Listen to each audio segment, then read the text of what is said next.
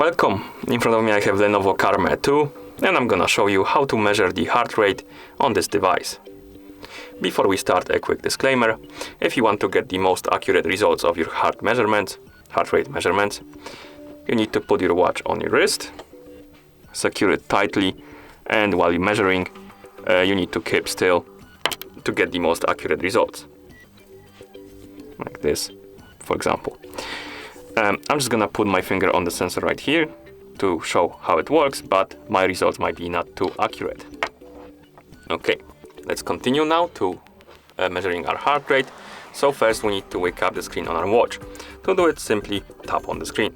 Once you wake up the screen, swipe left on the screen to scroll through the widgets. As you can see, find the widget, the heart rate widget, the one with the heart icon and blinking line right here. Now let's put our finger on the sensor and wait for the measurements. It's measuring the heart rate in real time, so the result should jump around probably, or will jump around probably. But once it stabilizes a little, that should be your current heart rate rather. Let's wait. Let's see if it detects the heart rate from my finger.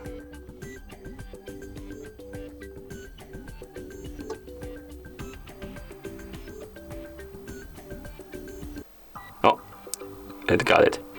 And now, as you can see, we have the heart rate. It should jump around probably. As you can see, it's going up and it's gonna go down sometimes, up and down. It's gonna jump around because this is measuring the heart rate in real time. But this result might be not too accurate because I'm using the finger instead of placing the watch on the wrist and securing it tightly so it won't move around. And once you're done measuring your heart rate, you can simply swipe right on the screen until you see the watch face, like this. And that's how you measure the heart rate on this device. Thank you for watching. If you found this video helpful, please consider subscribing to our channel and leaving the like on the video.